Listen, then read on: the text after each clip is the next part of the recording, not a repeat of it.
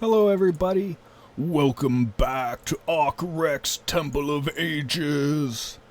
Alright, let's jump in. So I kind of wanted to take what I was going to put at the end of my series, the whole enchilada and all these presentations, and kind of put it here instead. So people can start looking at it now and I can start referencing it more and more. And that I've been talking a lot about the reasons why I want to build a disaster and revelation-proof living standard, yet I'm just kind of feel like I'm going through the motions and I'm hitting the same points over and over and over again, just from different angles. And there might be people going like, all right, I hear you on this. What would we do? You know, what is the solution to this, instead of just pointing our finger at how scary the disease or problem looks? What can we do moving forward in a beneficial way?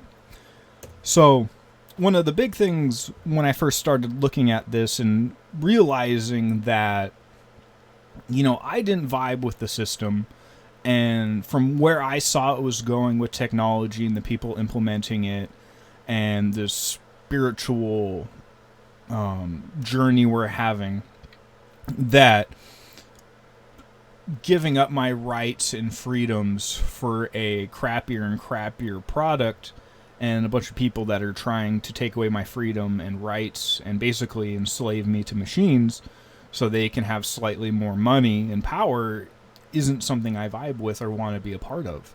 You know, I don't want machines reading my thoughts. I don't want car driving itself, and if I want to go a little faster, all of a sudden my entire profile and social crediting system just goes out the window, and the doors on my house that are connected to Wi-Fi won't let me in anymore. And you know, it just keeps going on and on and on, that if you add technology to a system you don't agree with and it locks you out of it, it just becomes more and more painful. And we're currently in a situation, at least in my opinion, where we're very dependent on the very system we don't want to be a part of. And one of the biggest ways out of that, in my opinion, is each other. And understanding what we're trying to return to, because it's not just such a simple issue. And I live in Washington State, so I vibe with George Washington a lot. And he has this quote about that a population should be armed and know how to use it. Yet I just find it funny that we basically swapped positions where he was. He had a bunch of people that knew how to farm and survive the winter and be self-sufficient, and, you know, how to cross an entire sea by yourself and be sufficient from, you know, your home government. Yet they didn't have the weapons to stand up for themselves, and we've swapped it that we now have more weapons than people, yet almost no one's dependent anymore or knows how to do it, and the people that are going to be so drowned by the people that don't, that, you know, I don't see it being a very happy way forward, in my opinion. And not only that, but people have God-given rights and the ability to not want to be a slave.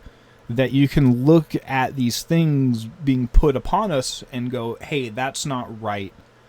This is an evil thing being put against me, and it profits very few people and just makes my life awful.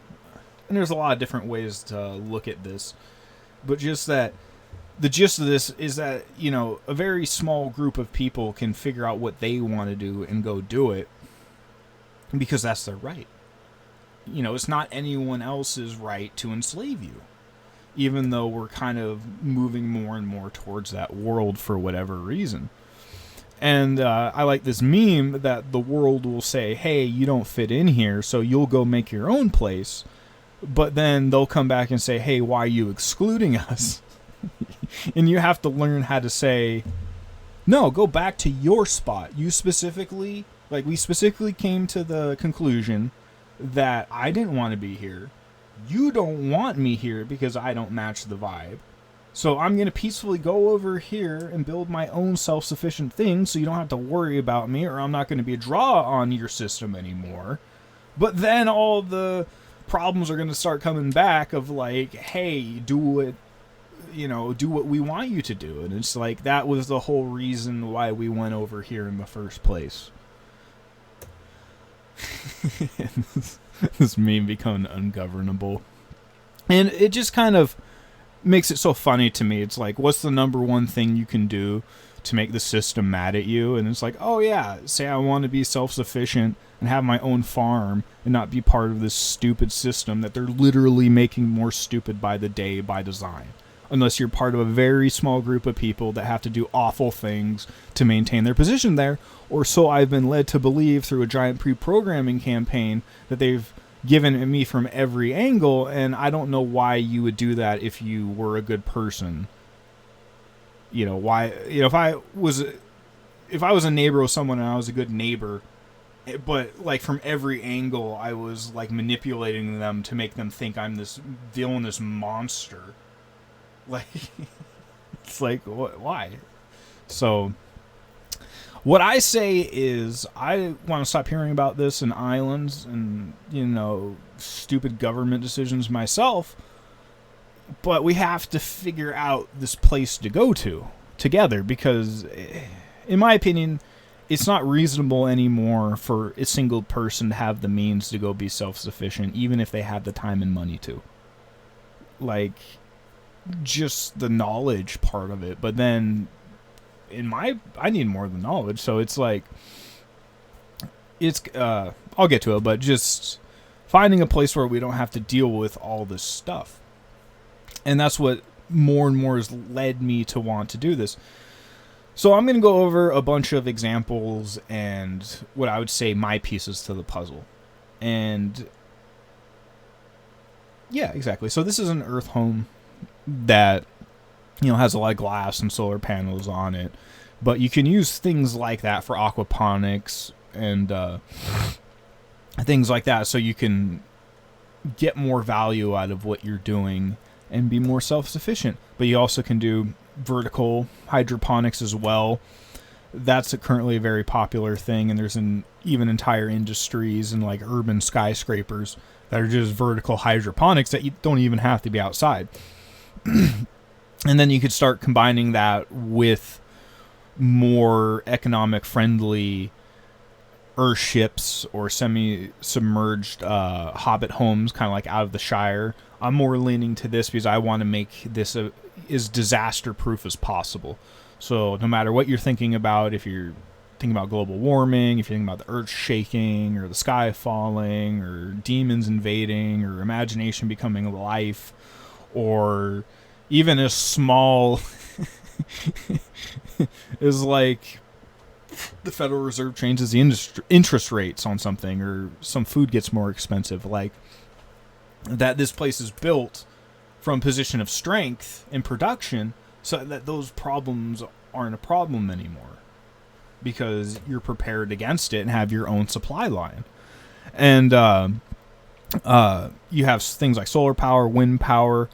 My favorite are geothermal and homemade miniature hydroelectric solutions, because this guy was getting like 500 or 600 I forget watts or amps, but enough to power his refrigerator or his washing machine when the top of the stream had a flow that was small like this, but through clever engineering he got the water running through pipes down a hill so that it gathered up all this pressure and could spin his turbine at a high enough speed to give him way more power than you'd think you would get. And you could, I don't know the exact math on it, but you could probably multiply your power input from smaller amounts into larger systems with hydroelectric systems built upon smaller things like solar or even geothermal or things like that. But that's one reason why I'd like an expert opinion. But you could take the hydroponics, combine it with indoor fish farming. You have things like,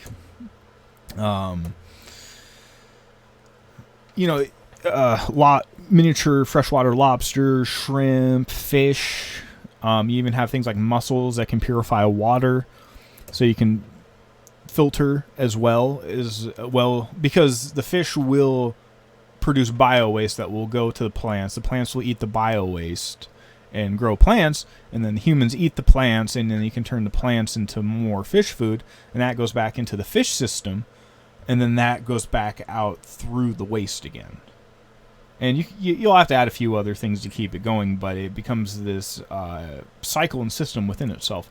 And this is from the movie Snowpiercer, where this world-ending snowstorm happens, and the only thing left alive is this train, and they have all these different ecosystems built into each of these train cars, so this small population of people can maintain their living standard within a controlled system that they built to withstand all this chaos. And here's an example of freshwater prawns from Asia. This was grown in less than a year, just in this little pool. The filter is just a bunch of tire mats that have algae growing on them, and it's just from one to the other to filter out the solid waste and put fresh water back into the system. Yet he has fish, he has the prawns. This is all just made with, the simplest of things in a easy way, just in this backyard. These are blue Australian yabbies that can grow up to a foot or bigger. And this is just in a freshwater tank with bricks where they can hide. This is a video of a guy that had an entire setup in the front of his house. So he had a bunch of plants, but he had cinder blocks and PVC piping along the bottom. So he had a bunch of fish on top of the water, or the top level of the water, and then he had a bunch of yabbies and shrimp on the bottom. So those were bottom feeding, getting rid of all the dead fish and waste, but the fish waste and the yabby waste was filtering the plants in the system, so they grew even more in this symbiotic relationship. And when you have those systems, there's going to be output or excess, or what I would like to call the roadside effect. Like if you have a deer that just dies on the road and hasn't had a chance to decay yet, like you could take that and make it into food, or give it to animals and dogs, or put it back into the aquarium system instead of just letting it rot where it is. And that would happen because no matter how nice of a system you would have old animals reaching mature age and dying, or just random problems here and there that could still give you a supply of like meat and seafood without actually having a system that predates upon its inhabitants. Because we're talking about all this fourth wall breaking stuff, and I'm not sure how much I just want to make another slaughterhouse. Like, I never want to do bunnies in a cage, because that's just way too much for me. And just like, if you imagined if you were in that scenario, like how much that would suck. Like, you need more room than that. But if you built an enclosed system like this that had everything in it, you could start to have much more ethical solutions, especially if the alternative is going outside, where the parameters of the weather are so bad that everything's dying and being reset into this new system. If the sun becomes biblically 7 times as bright, like it says, like you got to go inside for a while, and a hobbit home, and maybe even a larger, greenhouse styled half submerged type of thing that you might imagine combined with the Shire, that have this environment that you could cover up in case, that wouldn't work. And here's an example. I believe this was a NASA facility that did this. So you can do different temperates. Like, one of my dreams is, even if the apocalypse doesn't happen, that I can build like temperate 365 greenhouses in Washington State. So things like pineapples and melons and things like that, or even tropical fish, can be here and be produced into byproducts and things like that for people that don't live in environments that produce those things. As the supply chain and day-to-day living becomes more erratic.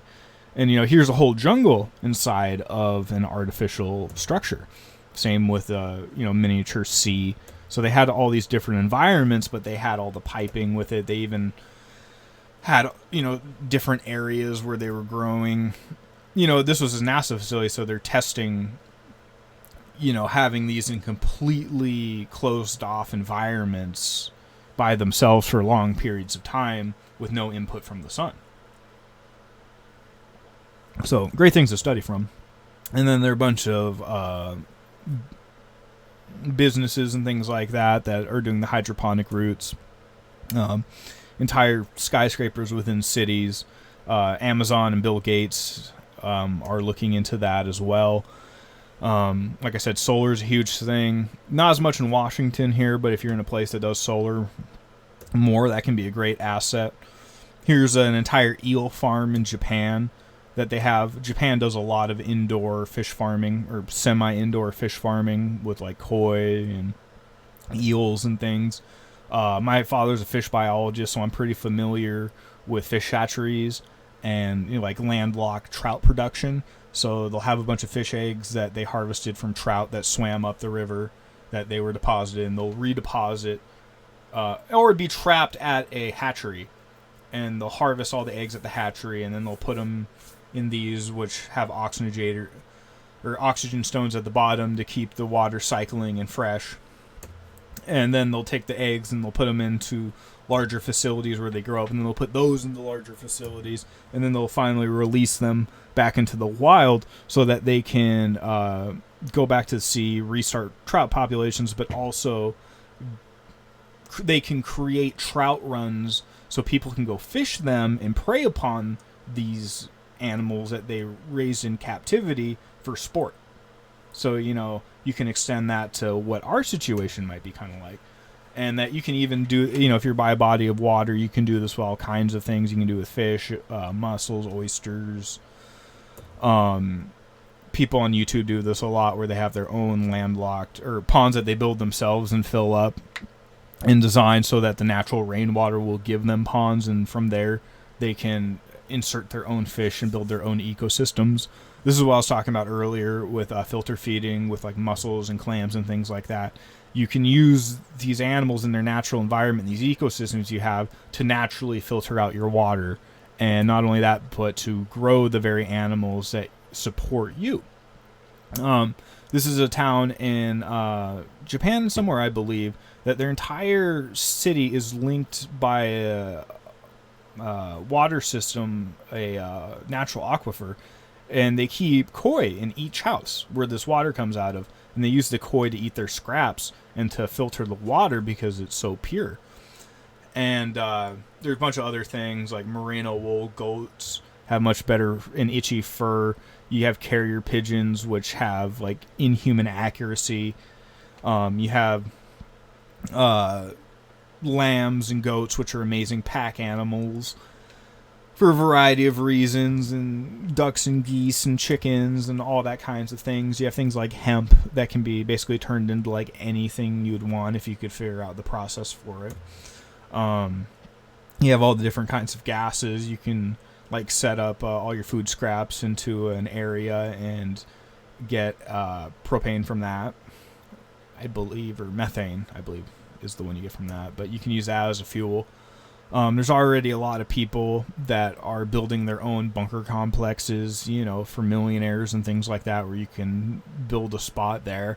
And I'm imagining maybe you could do something like that a bit toned down. So, like, you're not living there all the time, but if there was a giant disaster around all the hobbit homes and greenhouses, you could have a central complex where everyone could go, so every home or area did not have to be, like, completely disaster-proof. You know, your critical systems could be kind of layered in the center in a more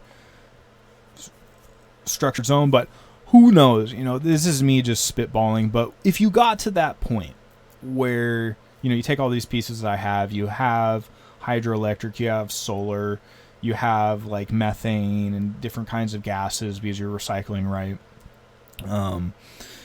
And now you're reaching with the food production, and if you figure out how to build those my focus is half submerged concrete homes and in a dome shape, because those are very disaster proof against like tornadoes or hurricanes or earthquakes, or even the sun becoming 7 times as bright. Like, the list goes on and on and on about why those are amazing. And, you know, even if there isn't a disaster, that the 20-degree differential makes it so they're cool in the summer and warm in the winter without even trying to heat it. But back to my point here is that you could start introducing industrial systems, and I like studying things because chefing is a huge hobby of mine, and one of the reasons I want to do this is so that if the apocalypse does happen, that I have access to food that isn't from cans and just going, the worst quality of food the entire time, because that just sounds so awful. If, you could, like, I just imagine, like, the world's ending, like, some dude's been eating canned Spam for, like, a year and a half, and I just walk up with, like, this, mason jar, like, a homemade glass jar or vacuum-packed thing of, like, just homemade organic food, and just see his face, like, just see someone's soul revived a bit. What that could, just that food could mean. Less likely a place you could go to heal or be sheltered from whatever it is you can imagine you don't want to be a part of. So I like studying, like, cruise ships and submarines and things like that, where they have these small industrial sized systems in these small spaces for a large amount of people that are doing these complex jobs. You have industrial freeze dryers, kitchens on submarines and things like that. But you also have, like, tool workshops. And my other point is, I think there'll reach a point where there's a lot of people now that don't think it'll get as bad as it's going to be. And there's going to be a point where they're like, all right, I thought I was okay here, but I would really like to go somewhere else. It's just, if things keep getting worse, housing market collapses and things like that, like, you're not going to have that buying power to go get something better, more self-sufficient if you aren't already there. So if you had, like, a tool workshop or, like, industrial kitchenware for whatever reason, or, like, a bunch of greenhouse stuff, like, to figure out a way that you could bring that to the central area and start building up this area where people could start to go one by one when they want to tap out of Babylon and be like, I thought I was far enough away, but I guess not. Because I hate that being the case, but, I feel like that's why I'm here, is to help start building that alternative as things keep getting crazier and crazier, and what once was tolerable is no longer tolerable. Things like military kitchens where they're serving, or prison kitchens where they're serving hundreds or 1,000 people a day, or, like, mining complexes in East Asia, things like that. Like I said, one of the favorites is submarines, because they just have such a small amount of space to work with, and they have to have, like, 2 months worth of food, and they're just constantly rolling it out for everyone, and everyone has their specialized jobs. No one here is really cooking their own meals, which then leaves them the ability to go out and have hyper specialized jobs to keep this whole submarine operation going, but they're still being fed top nutrition, not top nutritional food. Maybe not in the submarine, but that would be my vision of it, because you'd kind of need that, in my opinion. But like I said, you could take all these industrial systems and start putting them all together and adding them up, but then you could add the luxury things as well, saws and spanas, and because I think if the world is ending, you're going to have people coming and going from that bubble, and the amount of trauma that's going to be outside of that bubble is just going to be so crazy. You're going to need a way to pull people back to sanity and reason. And, I think one of the ways might be like a sauna or something. I mean, if the world was ending, I would want a mental health sauna at some point that was still in operation. I mean, that sounds pretty awesome. Combine all that with the Shire and things like that. This is my happy place from, like, Happy Gilmore, and the thing that no matter how bad the world is, I just keep trying to imagine, and that I've been trying to find people that can help me get there, because, I feel like even if I won the lottery right now, I need a bunch of experts and people to even begin to try to do this, because, like, I don't even know, like, I hardly even know where to be. This is where I know where to begin, and that I've been trying to begin with for years. So, the problem is that, the buying power is going down. It seems like time itself is speeding up. So, I was watching a thing of the Amish the other day, and that they look at technology in a way that they will accept certain technologies if it allows them to keep their community close enough. So, like, if they brought in cars, all of a sudden everyone has the ability to live much further away, and now they can't all meet up and build someone's barn in a day or two. And that's kind of the problem we're having now, in my opinion, that everyone's, at least what I've seen, is everyone's so far away. There's only a couple hundred or thousand people that even come close to having close enough alternative viewpoints in like the entire state area, or like half the state area. And then, you look at the entire nation of trying to connect like a few thousand or 10,000 people, and it's just like the further you are, the harder it is to do, especially if you're trying to get off the very system that supports you doing that. Because comment below if you're 100% self-sufficient and you have your own fuel and gas and food, and wherever you go you can self-support it without going to a store in Babylon, because I'd like to hear it. I'm very interested in that, and that's what I want my future to be. So, and here in the Pacific Northwest, there's this community that all these people put together, all these rafts on a river, and live in this community that's as self-sufficient as they can make it. And that's kind of my point, is if one person tried to do that alone, they could only get so far, even if they were just like the perfect person for it and totally 100% dialed in, and that's all they ever did, and like had no friends. Like it couldn't even be a fraction of what this is. So, I like this meme, become the road you drive on. It's all about becoming self-sufficient. I like going to the store and it's easy to get a steak and there's not a lot of trauma with it, but it's connected to this evil thing, in my opinion. Almost no part of it's moral. Almost every part of it's evil to make money and cut health and happiness and healing at the expense of making more money. And we're just so far at the end of that process that, like, I don't want to keep buying into that. Yet, like, the in-between of that for myself is so hard. Like, humans need food. Like, I only can go so far not eating food, so it's like you got to keep the cycle going. But I think together, in this spiritual topsy-turvy reality of, good versus evil, that we can find our spots and make something beautiful, make this amazing story I keep talking about in the middle of all these crazy, fourth wall breaking AI and robots and transcendental spirits of freedom, this and that.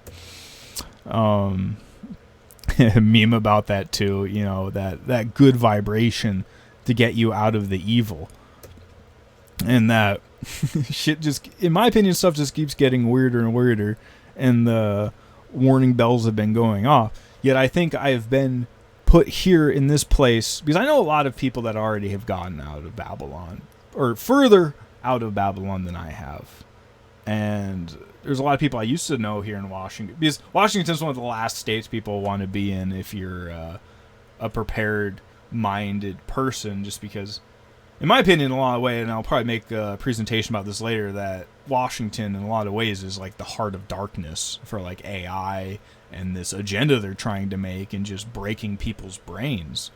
So I know a lot of people that have already gotten out, but I know if I'm still here, there's still a lot of other people that are seeing this stuff that don't want to be here as well. And, the point of this also is that we all have our pieces. This is one of my pieces, and I want to get to know almost every part of that society I want to help build, or this group, or, these houses, or however you define this, and be a part of it, and be able to have access to all those things. Because if I want to make a prototype hydroelectric setup right now, I need land. I, need the building material. I need the experience. Because if you have some new person that's trying to build a prototype thing, like, it's going to take me a lot of extra time, a lot of extra materials, and a lot of extra money just to get to a point of semi-professionalism that could be done in a heartbeat by someone else that already has all that equipment, experience, and time invested into it, and is seeing all these things already. And the one thing missing is the bridge between the bigger idea and everybody else, and putting all those together and organizing it. And that's one of the biggest parts of me, is I love logistics. I love organization. I love the big picture, like how we can all bring our individual talents together. Because I can admit I'm not the best ditch digger, but I can still dig a ditch. But if you turn to me and says, hey, James, you have to now be the best of everything, maybe not the best, but you have to be at least a good level of professionalism into this, because just to conceive of building an off-grid place where life's dependent on you requires a certain level of expertise or time. So, yeah, I keep harping on that, but the last point is I love the angel face, do not be afraid. So if you're here for whatever weird reason, I thank you and hope you can help build this dream with me. And if not, that's cool. I think we all have our story and it'll all work out in the end. It's just that if it all works out in the end isn't the main thing, like how cool the story's going to be and how the standard of living is in the moment to moment. You know, if you could make it a little better, a little less shitty, like, isn't that the whole idea of like Jesus and Neo? Like, Jesus came back, changed the Old Testament into the New Testament so that it wasn't as bad or as harsh. And I get some people like that, but you know, it's changed. You know, it's changing now from what it was. So it's just this fluid thing where I think we really have to come together, put all our puzzle pieces together, and see what we can figure out and do. Because I think like the ultimate stage is being set up. And if you're on the stage, you know, we can make it better. I think I've harped on the point. So I'll probably make this again later in a better way, but I at least wanted to get this out, you know, into the airwaves and the vibes and anyone who might be watching. So with that, I'll be wrapping it up, and I want to say thank you once again, and until next time. Peace.